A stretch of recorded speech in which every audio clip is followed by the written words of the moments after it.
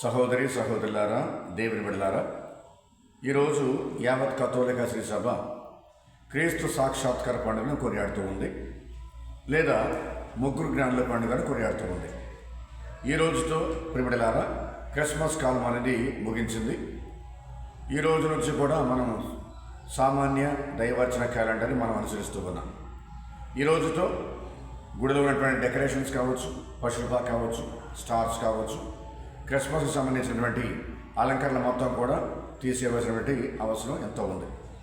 కాబట్టి ఈ క్రీస్తు సాక్షాత్కార పండుగ లేదా ముగ్గురు జ్ఞానుల పండుగను మనం కొనియాడేటప్పుడు ఈ పండుగని ముగ్గురు రోజుల పండుగ అంటూ ఉన్నాం, ముగ్గురు జ్ఞానుల పండుగ అని చెప్పి అంటూ ఉన్నాం.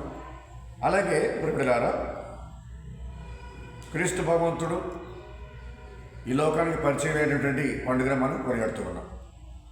ఇంకో విధంగా చెప్పాలంటే, క్రీస్తు భగవంతుడు ఈ లోకానికి తనను తాను ప్రత్యక్షపరుచుకుంటూ ఉన్నారు, ఈ లోకానికి ఈ లోక ప్రజలకు పరిచయం చేసుకుంటూ ఉన్నాడు. లేదా మనుష్య అవతారం ఎత్తినటువంటి తన కుమారుడు యేసుక్రీస్తును ఈ లోకానికి తండ్రి దేవుడే పరిచయం చేస్తూ ఉన్నాడు, ప్రత్యక్షపరుచుకుంటూ ఉన్నాడు. కాబట్టి ఈరోజు మనమందరం కూడా ముగ్గురు జ్ఞానుల పండుగను కొనియాడుతూ ఉన్నాం. ఆ ముగ్గురు పేర్లు బల్తసర్, గస్పర్ మరియు మెల్కియోర్. ఈ ముగ్గురిని కూడా మనం ధ్యానం చేసేటప్పుడు వీళ్ళు ముగ్గురు కూడా తూర్పు దేశం నుంచి వచ్చారని మనకు బైబిల్ తెలియజేస్తూ ఉంది. ప్రియ దేవుని బిడ్డలారా, సహోదరి సోదరులారా, కాబట్టి దేవుడు ఒక మనిషిగా, దేవుడు ఒక పసిబాలుడిగా, రక్షకుడిగా, మెస్సయ్యగా, క్రీస్తుగా ఉదయిస్తాడు అనేది బైబిల్ అంతా కూడా మనకు తెలుసుకునేటువంటి సత్యం. ప్రవక్తలు దీని గురించి బోధించారు, అలాగే బైబిల్ పండితులు దీని గురించి మాట్లాడారు. ఈ విధంగా అనేక చోట్ల బైబిల్ గ్రంథంలో, కీర్తన గ్రంథంలో, ధర్మశాస్త్రంలో, ప్రవక్తల గ్రంథాల్లో మెస్సియా పుడతాడు, రక్షకుడు పుడతాడు అనేటువంటిది చాలా కూలంకుషంగా, చాలా విపులంగా రాయబడింది. అయితే బెత్లెహేము పశువుల పాకలో పుట్టిన బాలయేసు రక్షకుడు అని, ఇదిగో ఈ బాలుడే క్రీస్తు భగవంతుడు దేవుని కుమారుడని ఈ ప్రపంచ మానవులకు ఎవరికీ తెలియదు. కాబట్టి ఆ బాధ్యతను, అంటే తెలియచేసే బాధ్యతను, పరిచయం చేసే బాధ్యతను తండ్రి దేవుడే తీసుకుంటూ ఉన్నాడు. కాబట్టి ఈ పరిచయం చేసేటువంటి బాధ్యత, అలాగే సాక్షాత్కరించేటువంటి ఆ కర్తవ్యాన్ని 5 దశల్లో మనం చూస్తూ ఉన్నాం. మొదటిగా ప్రియబిడ్డలారా, బాలయేసు బెత్లెహేము గ్రామంలో పశువుల పాకలో పుట్టినటువంటి ఆ పవిత్రమైన స్థలాన్ని ముగ్గురు గొల్లలకు దూతల ద్వారాగా పరిచయం చేశాడు. కాబట్టి దూతల ద్వారాగా ముగ్గురు గొల్లల్ని యావే దేవుడు ఆ గొర్రెల కాపరిని పశువుల పాక వద్దకు పంపించాడు. తన కుమారుడిని బాలయేసును దర్శించలాగా యావే ప్రభు చేసి ఉన్నాడు. అలాగే రెండవసారి నక్షత్రము ద్వారాగా ఆ ముగ్గురు రాజులను తూర్పు దేశం నుంచి పశువుల పాక్కి నడిపించుకుని తీసుకొచ్చాడు. అలాగే మూడవసారి ప్రియబిడ్డలారా, సహోదరి సహోదరులారా, యెరూషలేము దేవాలయంలో 8వ రోజున బాలయేసుకు నామకరణం చేయడానికి తీసుకెళ్ళినప్పుడు అలాగే అన్నమ్మ, అలాగే ప్రవక్త అయినటువంటి ఆ ప్రవక్త ద్వారాగా బాలయేసును పరిచయం చేస్తున్నాడు. షిమేరు భర్త ద్వారాగా, అన్నమ్మ అనేటువంటి ప్రవక్త ద్వారాగా బాలయేసును యెరూషలేము దేవాలయానికి వచ్చిపోయే వాళ్ళందరూ కూడా గురించి తెలియజేశారు. బాలయేసు గురించి దేవాలయానికి వచ్చిపోయే వాళ్ళందరూ కూడా తెలియజేశారు. ప్రియబిడ్డలారు, ఈ ప్రవక్త, ఈ ప్రవక్తి, షిమేరు ప్రవక్త, అన్నమ్మ ప్రవక్తి. కాబట్టి ఇది 3వ సాక్షాత్కారం. మరి 4వది ఏంటంటే, భగవంతుడే యావే దేవుడే ఆయనే ప్రత్యక్షంగా, డైరెక్ట్గా ఆయన పరిచయం చేస్తున్నాడు. యోర్దాను నదిలో బాప్టిస్ట్ యోహాను గారు జ్ఞాపకం ఇచ్చినప్పుడు యేసుక్రీస్తు యోర్దాను నది ఒడ్డున నడుస్తూ ఉన్నప్పుడు యావే ప్రభు అంటూ ఉన్నాడు, ఇదిగో నా ప్రియమైన కుమారుడు, ఇతని గురించి నేను ఆనందిస్తున్నాను అని. అలాగే యోర్దాను నదిలో ఉన్నటువంటి బాప్టిస్ట్ యోహాను కూడా యేసు ప్రభు వైపు చూపించి, ఇదిగో లోక పాపాలు మోసుకొని పోయే దేవుని గొర్రెపిల్ల అని పరిచయం చేస్తున్నాడు. కాబట్టి బాప్టిస్ట్ యోహాను గారి ద్వారాగా ఆయనకున్నటువంటి అపోస్తుల్ని, శిష్యుల్ని యేసు ప్రభు యొద్దకు పంపించాడు. నా దగ్గర కాకుండా మీరు ఆయన వద్దకు వెళ్ళండి, ఆయన దగ్గర శిష్యులుగా చేయండి అని చెప్పని ప్రత్యక్షంగా పరోక్షంగా శిష్యుల్ని యేసు ప్రభు యొద్దకు పంపించాడు. అది 4వ సాక్షాత్కారం అని చెప్పుకోవచ్చు. మరి 5వ సాక్షాత్కారం ఏంటంటే, తాబోరు కొండ మీద యేసుక్రీస్తు ప్రార్థన చేసుకుంటూ ఉండగా ఆయన దివ్యరూపధారణ చెందినటువంటి అద్భుతమైన ఘట్టం. ఆ దివ్యరూపధారణ చెందినటువంటి అద్భుతమైన ఘట్టంలో యావే ప్రభు మాట్లాడుతూ ఉన్నాడు, ఇదిగో నా ప్రియమైన కుమారుడు, ఆయనను ఆలకించండి, లిసన్ టు హిమ్ అనేటువంటి దేవుని యొక్క వాక్కు ఆ పుస్తకం వినిపించింది.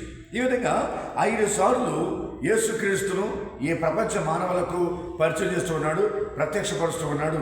యావే ప్రభు ప్రియులారా, సహోదరి సహోదరాలు. కాబట్టి ప్రత్యక్షపరచుకోవటం, తెలియచేయటం, ఈ మానవులకు పరిచయం చేయటం అనేది యేసుక్రీస్తు యొక్క బాధ్యత. అట్ ద సేమ్ టైం తండ్రి దేవుని యొక్క బాధ్యత కూడా. కాబట్టి తెలియచేయాలి, తన తను ఎరుకుపరచుకోవాలి, తను తను ప్రత్యక్షపరచుకోవాలి. అదేవిధంగా ఈరోజు క్రీస్తు సాక్షాత్కార పండుగ కొనియాడడం మనమందరం కూడా ఈ విషయాన్ని మనం గ్రహించాలి. కాబట్టి ఈరోజు దేవుని యొక్క వాక్యాన్ని 3 పాటలను కూడా ధ్యానం చేసే ముందు ఈ 3 పట్టణాల సారాంశాన్ని నేను ఒక 7 ఆధ్యాత్మిక అంశాలతో పొందుపరిచి ఒక్కొక్క అంశాన్ని మీ ముందు పెడతానికి ప్రయత్నం చేస్తాను. కాబట్టి ముందుగా క్రీస్తు ప్రభువు యొక్క సాక్షాత్కార పండుగ శుభాకాంక్షలను మీ అందరికి కూడా అందజేస్తూ ఉన్నాను.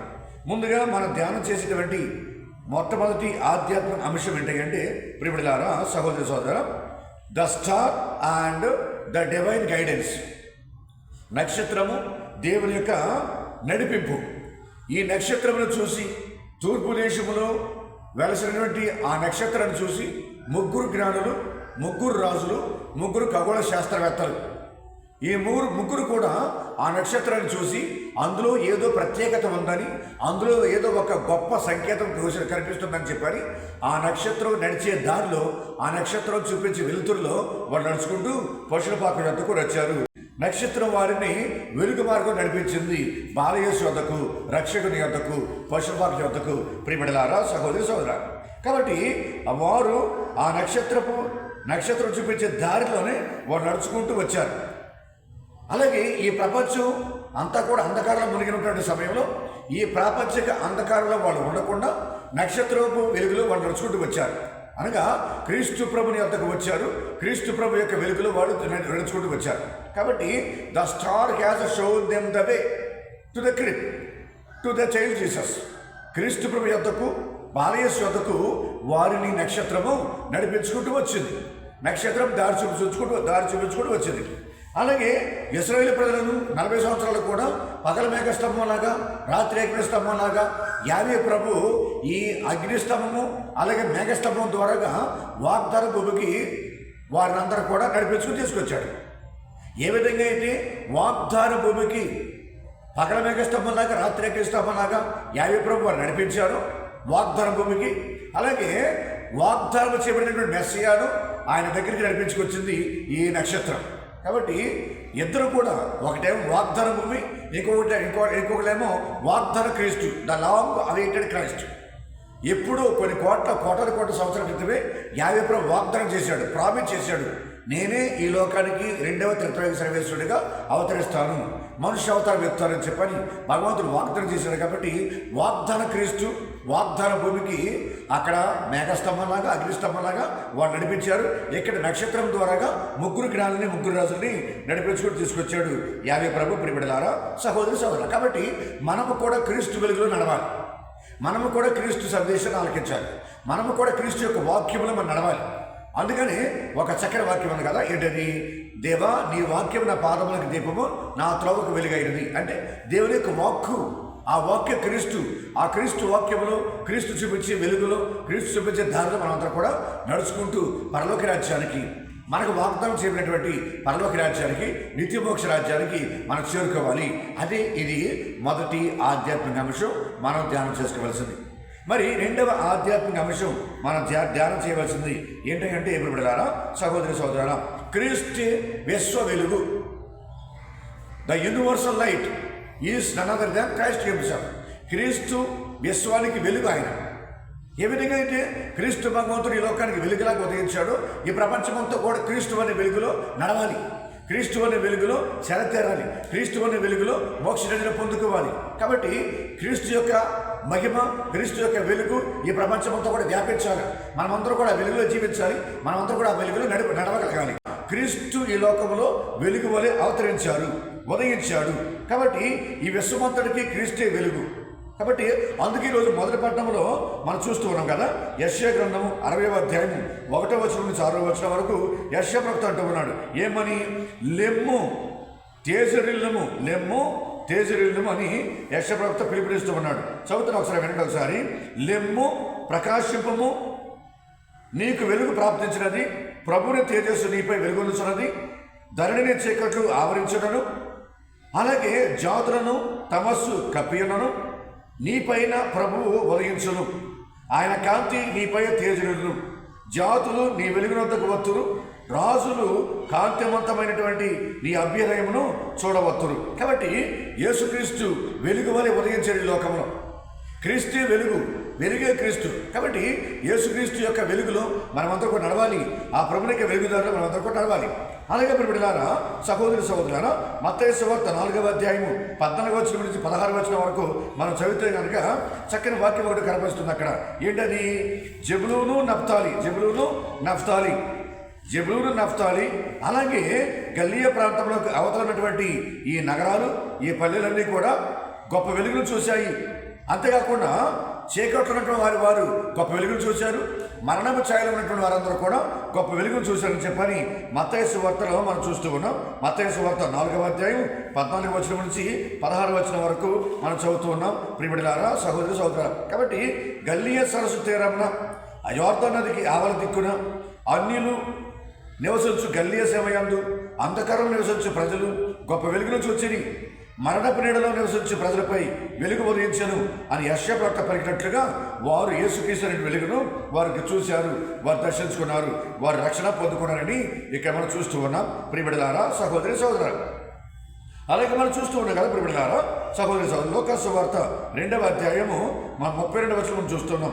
ఏమని షిమయోను ప్రవక్త ఒక చక్కని మాట్లాడుతూ ఉన్నాడు. ఏమంటున్నాడంటే, యేసుక్రీస్తు ఈ లోకానికి వెలుగు వలె ఉదయించాడు, అది అన్యులకు మార్గదర్శకముకు వెలుగు, నీ ప్రజలకు ఇశ్రాయేలీయులకు మహిమను చేకూర్చి వెలుగు అంటున్నాడు షిమయోను ప్రవక్త.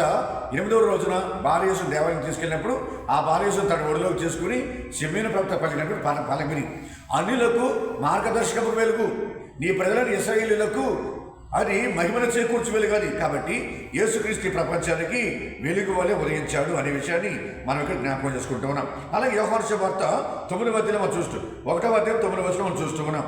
అదే నిజమైన వెలుగు, ఆ వెలుగు లోకమున ప్రకాశించున్నది. కాబట్టి ప్రతి మానవుడిని ఆ వెలుగు వెలిగించున్నది. కాబట్టి యేసుక్రీస్తు లోకములో వెలుగు వలె ఉదయించాడు. యేసుక్రీస్తే ఈ ప్రపంచానికి వెలుగు, యేసుక్రీస్తే ఈ విశ్వానికి వెలుగు. అందుకని యేసుక్రీస్తును పశువులకు దర్శించుకోవడానికి నక్షత్రము ఆ ముగ్గురు జ్ఞానులకు దారి చూపించింది, వెలుగు వలె వెలుగు దారి చూపించింది. అలాగే గొర్రెల కాపరి దర్శనం వచ్చినప్పుడు కూడా వెలుగు ఉదయించింది, వాళ్ళ చుట్టూ కూడా ప్రకాశవంతమైన వెలుగు ఉదయించింది, దేదీపమైన వెలుగు ఉదయించింది.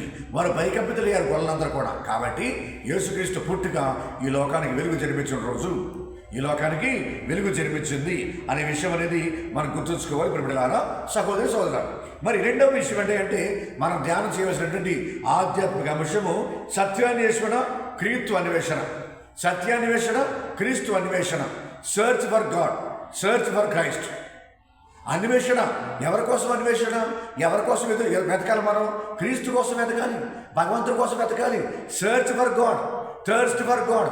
దేవుని కోసం థర్స్ట్ కలగాలి, దేవుని కోసం మనం వెతకాలి భగవంతుడిని. కాబట్టి క్రీస్తుని వెతకాలి, మనమందరం కూడా క్రీస్తు కోసం మనం వెతకాలి.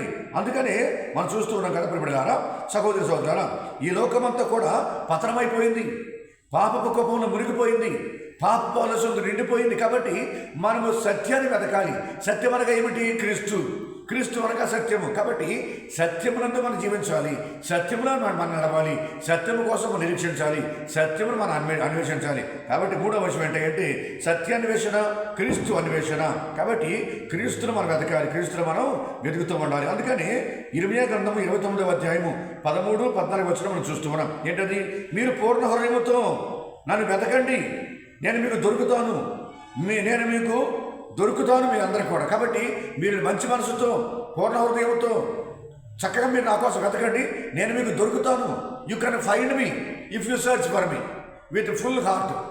కాబట్టి పరిపూర్ణమైన హృదయంతో, పరిపూర్ణమైన మనస్సుతో, పరిపూర్ణమైన ఆత్మతో మీరు నన్ను వెతికితే కనుక నేను మీకు దొరుకుతాను.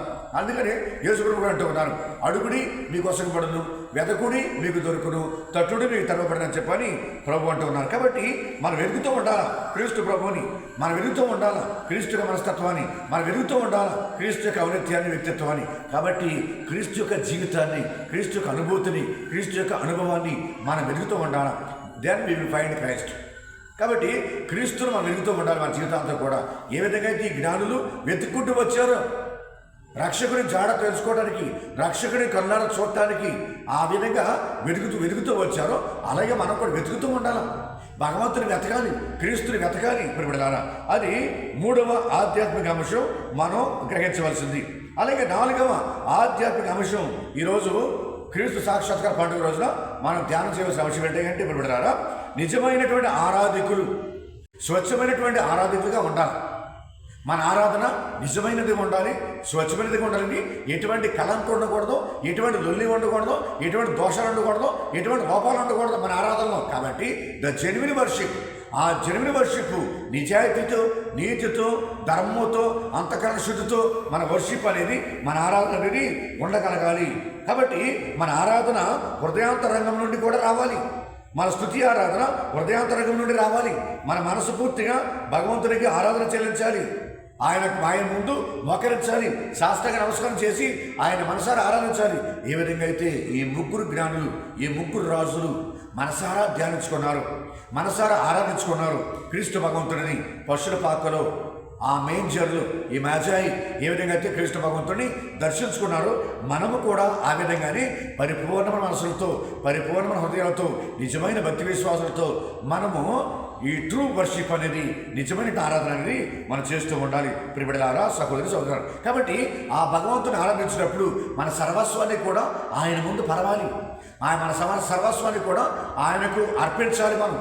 ఏ విధంగా అయితే ఈ 3 జ్ఞానులు, 3 రాజులు బంగారము, సాంబ్రాణి, పరిమళ ద్రవ్యాలు ఏ విధంగా మనస్ఫూర్తిగా అర్పించారో, వాళ్ళ దేశాల నుంచి, వాళ్ళ ప్రాంతాల నుంచి వాళ్ళు చాలా జాగ్రత్తగా ఆ ఒంటెల మీద ప్రయాణం చేసుకుంటూ వచ్చేటప్పుడు ఆ బహుమతుల్ని కింద పడేసుకోకుండా, ఆ బహుమతిని అమాన్యం చేయకుండా చాలా జాగ్రత్తగా ఒడిసి పట్టుకుని తీసుకొచ్చి పశుల పాకలో పడినటువంటి ఆ బాలయేసు కానుక సమర్పించారో అలాగే మనం కూడా కానుకలకు సమర్పించాలి. మన జీవితాన్ని సజీవమైన బలియాగముగా మన జీవితాన్ని అర్పించాలి. కాబట్టి ఒక విలువైన కానుక, ఒక ప్రశస్తమైన కానుక, అది మన హృదయమై ఉండాలి, అది మన మనసై ఉండాలి, అది మన జీవితమై ఉండాలి. క్రీస్తు ప్రభుకి మనం కానుకలుగా సమర్పించాలి. ఈ 3 జ్ఞానులు, ఈ 3 రాజులు బంగారం అర్పించారు. బంగారం అనగా దేని సూచిస్తూ ఉంది ప్రియబిడ్డలారా, సహోదరి సహోదరులారా? బంగారం అనగా క్రీస్తు ప్రభుని యొక్క రాజరికాన్ని సూచిస్తూ ఉంది. క్రీస్తు ప్రభుని యొక్క కింగ్షిప్ను సూచిస్తూ ఉంది. క్రీస్తు ప్రభుని యొక్క కింగ్డమ్ అని చూపిస్తూ ఉంది. రాజ్యాన్ని, ఆయన రాజ్యాధికారాన్ని, ఆయన రాజరికాన్ని సూచిస్తూ ఉంది ఈ బంగారం అనేది. అలాగే ఇంకొక జ్ఞాని ఏం సమర్పించాడు? ఇంకొక రాజు సామ్రాన్ని సమర్పించాడు. అనగా సామ్రాన్ని దేని సూచిస్తూ ఉంది? క్రీస్తు ప్రభుని యొక్క దైవత్వాన్ని సూచిస్తూ ఉంది. క్రీస్తు ప్రభుని యొక్క దైవత్వం సూచిస్తూ ఉంది. అలాగే క్రీస్తు ప్రభుని యొక్క యాజకత్వం సూచిస్తూ ఉంది. The Christ priesthood and the Christ divinity ఈ సామ్రాన్ని సూచిస్తూ ఉంది ప్రియబిడ్డలారా, సహోదరి సహోదరు. మరి 3వ బహుమతి ఏంటంటే పరిమళ ద్రవ్యాలు. ఈ పరిమళ ద్రవ్యాలు దేని సూచిస్తుందంటే క్రీస్తు ప్రభుని యొక్క మానవత్వాన్ని, మనుష్యావతారాన్ని, ద హ్యుమానిటీ ఆఫ్ క్రైస్ట్ దాన్ని సూచిస్తూ ఉంది. అలాగే క్రీస్తు ప్రభుని యొక్క శిలువ శ్రవణ మరణాన్ని కూడా సూచిస్తూ ఉంది. ఈ 3 రాజులు అర్థవంతమైన విధముగా, జెన్యున్ వర్షిప్గా, నిజమైన ఆరాధకులుగా వారు క్రీస్తు భగవంతుడిని, బాలయేసును దర్శించుకున్నారు, మనసారా ఆరాధించుకొని దీవెనలు పొందుకున్నారు ప్రియబిడ్డలారా, సహోదరి సహోదరులారా. కాబట్టి ఇక్కడ మనమందరం కూడా ధ్యానం చేయవలసింది ఏంటంటే 5వ అంశం, 5వ spiritual lesson that we can draw from today's readings ఏంటంటే ప్రియబిడ్డలారా, 5వది పూర్తి నూతనీకరణ మనలో జరగాలి. The complete transformation, the complete renewal, the complete reformation, the complete renovation మన జీవితంలో జరగాలి, మన కుటుంబాల్లో జరగాలి, మన గ్రామాల్లో జరగాలి, మన దేశంలో జరగాలి, మన ప్రపంచంలో జరగాలి. The true transformation, the complete transformation అది ఈ ప్రపంచంలో జరగాలి. ముఖ్యంగా మన హృదయాలు జరగాలి ప్రియబిడ్డలారా, సహోదరి సహోదరులారా. కాబట్టి ఇక్కడ మారు మనసు పొందాలి. అలాగే హృదయ పరివర్తన చెందాలి.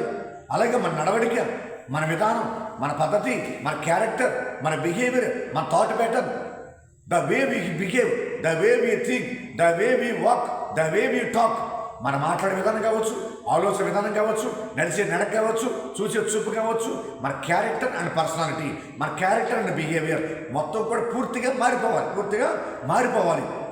క్రీస్తు ప్రభు దగ్గరికి వచ్చినప్పుడు, ఆదివారం దివ్య పూజకు వచ్చినప్పుడు, దేవాలయానికి వచ్చినప్పుడు, ప్రభుని దర్శించుకోవడానికి వచ్చినప్పుడు వెళ్ళి వచ్చినప్పుడు ఆయన మనసారా ఆరాధించుకుని ఆయన మనసారా పూజించుకుని మనం తిరిగి వెళ్ళేటప్పుడు వేరొక మార్గంలో మనం వెళ్ళాలి. వచ్చిన దారినే మనం వెళ్ళకుండా మళ్ళీ వేరొక మార్గంలో వెళ్ళాలి. మనం వచ్చిన దారిలో సైతాను ఉండొచ్చు, వచ్చిన దారిలో లూసిఫర్ ఉండొచ్చు, వచ్చిన దారిలో పాపాలు ఉండొచ్చు, వచ్చిన దారిలో ఈ లోకపోకడలు ఉండొచ్చు. కాబట్టి వచ్చిన దారిలో మనం ఇంటికి వెళ్ళకుండా మరొక దారిలో మనం తిరిగి మనం ఇంటికి వెళ్ళిపోవాలి. ఏ విధంగా అయితే ఈ దోత చెప్పినట్లుగా ఈ ముగ్గురు జ్ఞానులు ముగ్గురు రాజులు మీరు వచ్చిన దారిలో వెళ్లకుండా అక్కడ ఒక దుర్మార్గుడు ఉన్నాడు, అక్కడ ఒక మూర్ఖుడు ఉన్నాడు, వాడు కపట వేషధారి లోపల ఒకటి బయట ఒకటి పెట్టుకుని మీతో కపట వేషంతో మాట్లాడాడు. కాబట్టి ఆ దారిలో మీరు వెళ్ళకండి, ఆ దుష్టుడికి మీరు కనిపించపాకండి, వేరొక మార్గంలో వేరొక దారిలో మీ దేశానికి వెళ్ళిపోండి అని చెప్పని స్వప్నములో దూత దర్శనమిచ్చి వాళ్ళ ముగ్గురు జ్ఞానులు కూడా హెచ్చరింపగా వాళ్ళు వేరొక దారిలో వెళ్ళిపోయారు వాళ్ళ దేశానికి. అలాగే మనం కూడా ప్రియమైన సహోదరులారా వేరొక దారిలో మనం వెళ్ళాలి. మన జీవితం నూతనీకరించబడాలి, మన జీవితంలో మార్పు రావాలి, మన హృదయం మార్పు రావాలి, మన మనసు మార్పు రావాలి, మన జీవితమే పూర్తిగా మారిపోవాలి.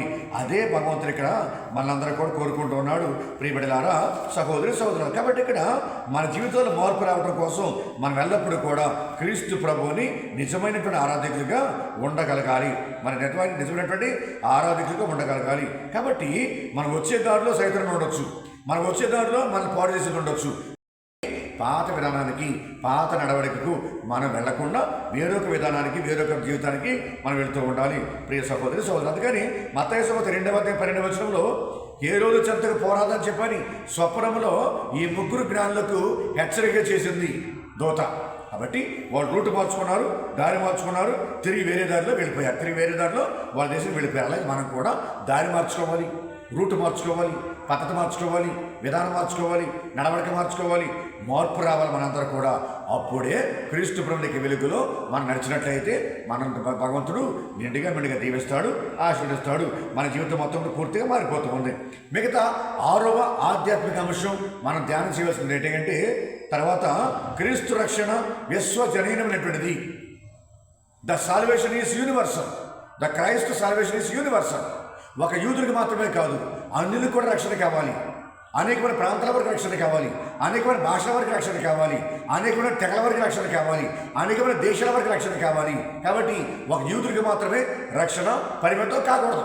అందుకని భగవంతుడు ఇతర దేశాల వారి నుంచి కూడా రక్షణ గురించి చూడటానికి వేరే వారిని కూడా పురమాయించాడు. ఇతర దేశాల నుంచి, అన్యుల నుంచి ఈ ముగ్గురు జ్ఞానులు కూడా అన్యులే, ఈ ముగ్గురు రోజులు కూడా అన్యులే. అన్ని దేశము, అన్ని మతము, అన్ని భాష మాట్లాడేవాళ్ళు ఈ ముగ్గురు కూడా. కాబట్టి అన్యుల్ని తన చెంతకు ఆహ్వానించాడు క్రీస్తు మా తండ్రి దేవుడు ప్రియబిడ్డలారా సహోదరులు. అందుకని లోకాసువార్త మనం చూస్తున్నాం 2వ అధ్యాయము 10వ చూస్తున్నాం కదా. ఏంటది? యూదుడిగా కాకుండా అన్యులకు కూడా రక్షణ భాగ్యాన్ని భగవంతుడు అనుగ్రహిస్తూ ఉన్నాడు. కాబట్టి ప్రియబిడ్డలారా సహోదరులారా దూతలు దర్శనమిచ్చినప్పుడు ఒక చక్కని సందేశాన్ని ఈ దూతలు గొర్రెల కాపరికి దర్శనమిచ్చినప్పుడు ఒక చక్కని సందేశం అని చెప్తూ ఉన్నారు. ఏమిటది? మీరు భయపడబాకండి, ధైర్యంగా ఉండండి, సమస్త ప్రజలకు పరమానందం కలిగించినటువంటి శుభ సమాచారాన్ని నేను మీకు వినిపించబోతున్నాను. నేడు బెత్లెహేము నగరమున పశువుల పాకలో మీ కొరకు ఒక శిశువు పుట్టి ఉన్నాడు, ఆయన పొత్తిగుడ్డలో చుట్టబడి ఉంటాడు, అదే మీకు ఆనవాలని చెప్పని దూతలు గొర్రెల కాపరికి చెప్పారు. కాబట్టి సమస్త ప్రజలకు, ఒక యూదుడికి మాత్రమే కాదు అన్యులకు కూడా రక్షణ, అన్ని భాషల వరకు రక్షణ, అన్ని మతాల వరకు రక్షణ, అన్ని ప్రాంతాల వరకు రక్షణ. ఆ రక్షణ భాగ్యాన్ని భగవంతుడు అందరికీ ప్రసరిస్తూ ఉన్నాడు. కాబట్టి క్రీస్తు రక్షణ అనేది విశ్వజనీనమైనటువంటిది అనే విషయం 6వ అంశంగా మనం ధ్యానం చేస్తూ ఉన్నాం. మరి 7వ అంశం ఏంటంటే విడతారా సహోదరులారా, లోకపు దారి చూస్తే కనుక దేవుని దారిని మనం కోల్పోతాం. లోకం వైపు చూస్తే కనుక దేవుని వైపు మనం చూడలేం. లోకం చూపించే దారిలో నడిస్తే కనుక దేవుడు చూపించే దారిలో మాత్రం మనం నడవలేం. ఏ విధంగా అంటే అప్పటి వరకు కూడా యెరూషలేము నగరం వరకు కూడా నక్షత్రం ఈ ముగ్గురు జ్ఞానులకు దారి చూపించింది. యెరూషలేము నగరం వరకు కూడా ఈ నక్షత్రం దారి చూపించింది.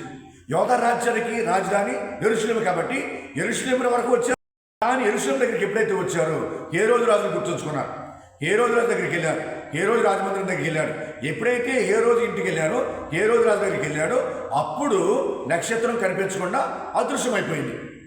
హేరోదు రాజు దగ్గరికి వెళ్ళినప్పుడు వాళ్ళు అడిగారు, ఏమని? యూదుల రాజుగా జన్మించిన శిశువు ఎక్కడ?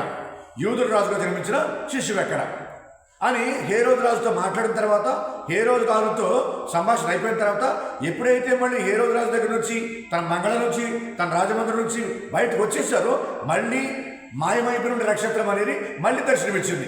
కాబట్టి ప్రియబిడ్డలారా, సహోదరి సోదరులారా, మనము ఎప్పుడు కూడా ప్రియబిడ్డలారా దైవ సహాయాన్ని ప్రక్కన పెట్టేసి మానవ సహాయాన్ని నమ్ముకోకూడదు. అలాగే దేవుని నడిపింపును ప్రక్కన పెట్టేసి మానవ నడిపింపును మనం అందుకుంచుకోకూడదు.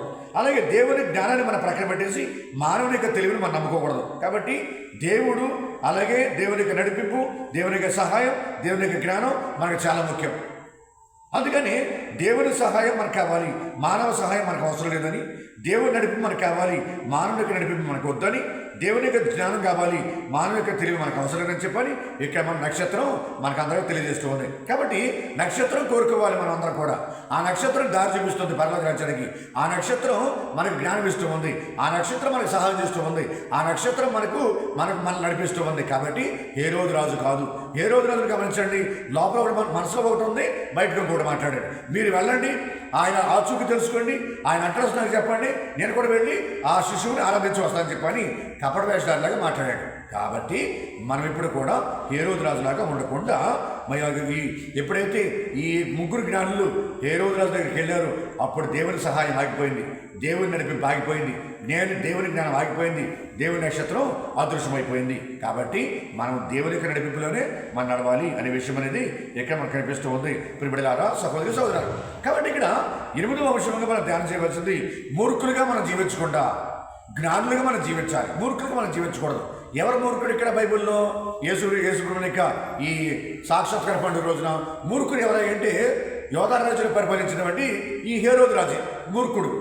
తన రాజ్యంలోనే రక్షణ పుట్టింది, తన రాజ్యంలోనే వెలుగు పుట్టింది, తన రాజ్యంలోనే పరలోకం పుట్టింది, తన రాజ్యంలోనే గొప్ప శక్తిమంతుడు పుట్టాడు, రాజులకు రాజు పుట్టాడు, ప్రభువులకు ప్రభు పుట్టాడు. కానీ ఈ హేరోదు రాజు మాత్రం మూర్ఖుడిగా వ్యవహరించాడు.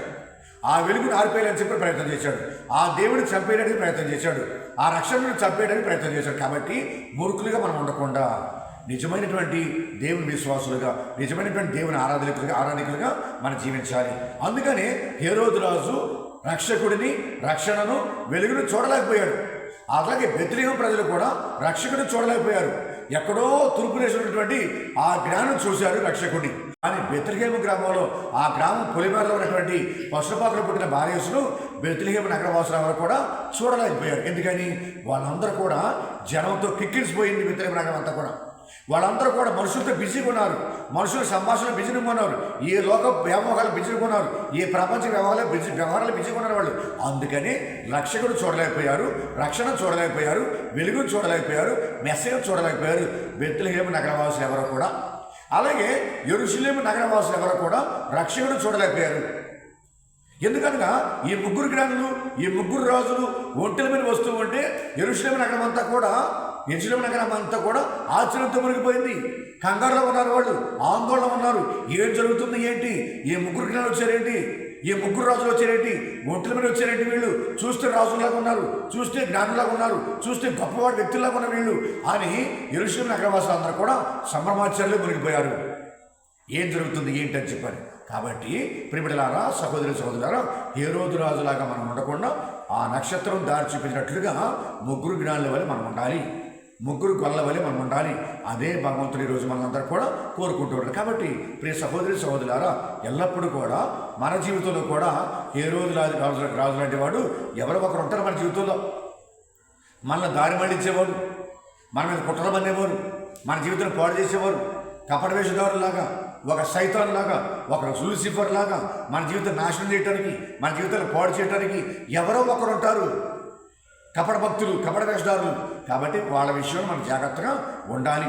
వాళ్ళ దగ్గరికి మనం వెళ్లకుండా, వాళ్ళతో మనం జోక్యం చేసుకోకుండా, వాళ్ళతో మన స్నేహ సంబంధాలు పెట్టుకోకుండా మనం జాగ్రత్తగా ఉండాలి ప్రియబిడ్డలారా, సహోదరి సహోదరులారా. కాబట్టి ఎల్లప్పుడూ ఆ నక్షత్రం చూపించిన దారిలో మనం నడవాలి. ఆ నక్షత్రం వెలుగు క్రీస్తు వెలుగు, ఆ నక్షత్రము క్రీస్తు ప్రభువును సూచిస్తూ ఉంది. అలాగే మనం కూడా క్రీస్తు ప్రభువునికి వెలుగు మనం నడవాలి, క్రీస్తు ప్రభు చూపించే దారిలో మనం చూడాలి, నడవాలి. అలా వెళితే మనం రక్షణను పొందుకుంటాం, రక్షణ భాగ్యాన్ని పొందుకుంటాం, పరలోక రాజ్యాన్ని చేరుకుంటాం. కాబట్టి ఆ పశుల పాక రూపురేఖల మొత్తాన్ని కూడా యేసుక్రీస్తు పుట్టుగా మార్చేసింది. ఆ పశుల పాక రూపురేఖల మొత్తాన్ని కూడా యేసుక్రీస్తు యొక్క జన్మ అనేది మార్చేసింది. మనము సాధారణంగా అయితే పశువుల పాకకి ఎవరో కూడా అంత ఇష్టంగా మనం వెళ్ళలేము. ఆ పశువుల పాకలో జన్మించడం మనం ఇష్టపడం, ఆ పశువుల పాకలో ఉండడం మనం ఇష్టపడం. కానీ క్రీస్తు భగవంతుడు ఈ పశువుల పాక రూపురేఖలు మార్చేశాడు. ఆ పశువుల పాక పరిసరాలు మార్చేశాడు. కాబట్టి రాజులై ఉండి, గొప్ప ఆస్తిపరులై ఉండి, గొప్ప సంపన్నులై ఉండి, గొప్ప జ్ఞానులై ఉండి, కాబట్టి అటువంటి గొప్పవారు, ఐశ్వర్యవంతులు, జ్ఞానులు వీళ్ళందరూ కూడా పశువుల పాక దగ్గరికి వచ్చి ఎంతో వినయముగా, ఎంతో వినమ్రతగా, ఎంతో భయభక్తులతో, నేర మర్యాదలతో ఆ పశువుల పాకలో పరిడినటువంటి బాలయేసును మోకరించి సాష్టాంగ నమస్కారం చేసి ఆ బాలయేసును ముద్దాడి ఆనందంగా పూర్తి మారు మనసు పొందిన వ్యక్తులుగా వాళ్ళ దేశాలకి వెళ్ళిపోయారు. ప్రియబిడ్డలారా, సహోదరి సహోదరులు, కాబట్టి ప్రియబిడ్డలారా, సహోదరి సహోదరులారా, ఈ జనవరి 4వ తారీఖున ప్రియబిడ్డలారా, ఈరోజు నేను ఫాదర్ రాచూరి బాలస్వామిగా నా గురుపట్టాభిషేక వార్షికోత్సవం కొనియాడుతున్నాను. నా యొక్క 21వ గురుపట్టాభిషేక వార్షికోత్సవం కొనియాడుతున్నాను. 2006వ సంవత్సరము ఈ జనవరి 4వ తారీఖున ఘనత వహించినటువంటి కీర్తిశేషులు బిషప్ జాన్ ములగాడ తండ్రి గారు నాతో పాటు నా స్నేహితులను 7 గురువులుగా అభిషేకించున్నాను. కాబట్టి నా కోసం ప్రార్థన చేయాలని, నా గురుతర బాధ్యతలో, నా విచారణ బాధ్యతలో నేను ఎప్పుడు కూడా క్రీస్తు ప్రభునికి ప్రియమైన కుమారుడిగా, క్రీస్తు ప్రభునికి ప్రియమైన శిష్యుడిగా, ఒక గురువుగా, ఒక యాజకుడిగా నా గురుత్వ పరిచర్యలో నేను ఎప్పుడు కూడా అలసత్వం చూపించకుండా చక్కగా నా బాధ్యత నెరవేర్చడానికి భగవంతుడు శక్తిని బలాన్ని దయచేయమని చెప్పని నా కోసం ప్రార్థన చేయండి. అలాగే మమ్మల్ని గురువులుగా అభిషేకించినటువంటి ఘనత వహించినటువంటి కీర్తిశేషులు బిషప్ జాన్ ములగాడ తండ్రి గారికి ఆత్మశాంతిని కలుగజేయమని, వారికి పరలోక రాజ్య ప్రాప్తిని దయచేయమని ప్రార్థన చేయమని మేమందరూ కూడా కోరుకుంటున్నాను. అలాగే ఇదే రోజున మా ఏలూరు పీఠంలో 40 మంది గురువుల పైగే ఇదే రోజు గురుపట్టాభిషేకం పొంది ఉన్నారు. కాబట్టి ఆ గురువులందరి కోసం కూడా ప్రార్థన చేయవలసినదిగా మేమందరూ కూడా మనస్ఫూర్తిగా కోరుకుంటున్నాను ఈ ఎస్ఎంజీ క్రియేషన్స్ యూట్యూబ్ ఛానల్ ద్వారా. అలాగే మాకు ఇప్పుడు ప్రస్తుతం మా మేత్రాసనాన్ని ఎంతో ఘనముగా, ఎంతో శక్తివంతముగా, ఎంతో అభివృద్ధి పనులు నడిపిస్తున్నటువంటి మా పీఠాధిపతులు ఘనత వహించినటువంటి శ్రీ శ్రీ శ్రీ పొలిమేర చేరవ తండ్రి గారి కోసం కూడా ప్రార్థన చేయమని, వారి ముకుళిత హస్తాల ద్వారాగా ఎంతోమంది గురువులు ఇదే రోజున అభిషేకం పొంది ఉన్నారు, గురుపట్టాభిషేకాన్ని పొంది ఉన్నారు. కాబట్టి వాళ్ళందరి కోసం కూడా ప్రార్థన చేయమని, మా బిషప్ తండ్రి గారి కోసం కూడా ప్రార్థన చేయమని, ఏలూరు మేత్రాసనం కోసం ప్రార్థన చేయమని మేమందరూ కూడా మనస్ఫూర్తిగా కోరుకుంటూ ఉన్నాను. అలాగే ఎస్ఎంజీ క్రియేషన్స్ యూట్యూబ్ ఛానల్ని నడిపిస్తున్నటువంటి ఘనత వహించినటువంటి మా ప్రియతమ గురువులు కాటు యోహాను స్వామి గారిని కూడా దీవించమని, ఆశీర్వదించమని, వారి యొక్క గురుత్వ జీవితంలో కూడా భగవంతుడు తోడుకోవడానికి చెప్పని, వారు చేసేటువంటి ఈ సోషల్ మీడియా ద్వారాగా క్రీస్తు సువార్త పరిచర్యను దీవించి ఆశీర్వదించమని చెప్పని మనసారా హృదయపూర్వకంగా కోరుకుంటూ ఉన్నాను. నా కోసం, అలాగే మా మేత్రాసన గురువుల కోసం, మా పీఠాధిపతులు మా ఘనత వహించినటువంటి శ్రీ శ్రీ శ్రీ పొలిమేర చేరవ తండ్రి గారి కోసం ప్రార్థన చేయమని మనస్ఫూర్తిగా కోరుకుంటూ మిమ్మల్ని అందరినీ ప్రేమతో దీవిస్తూ ఉన్నాను, ఆశీర్వదిస్తూ ఉన్నారు. కాబట్టి తలవంచను కలిపోసుకోండి. స్తుతులు స్తోత్రం తండ్రి. ఇదిగో ప్రభు, ఈరోజు క్రీస్తు సాక్షాత్కార పండుగను కొనియాడుతూ ఉన్నాం. అలాగే 3 రాజులు 3 జ్ఞానుల పండుగను కొనియాడుతూ ఉన్నాం. కాబట్టి క్రీస్తు సాక్షాత్కార పండుగ రోజున మేము విన్నటువంటి ఈ సందేశాన్ని, అద్భుతమైన సందేశాన్ని మా మనసులో భద్రపరుచుకుని, పదిలపరుచుకుని మేము ఎల్లప్పుడూ కూడా క్రీస్తు చూపించే మార్గంలో, క్రీస్తు చూపించే దారిలో, క్రీస్తు చూపించే వెలుగులో మేము నడుచుకుంటూ వెళ్ళి పరలోక రాజ్యాన్ని పొందుకునేలాగా దీవించమని మా ప్రభువు యేసుక్రీస్తు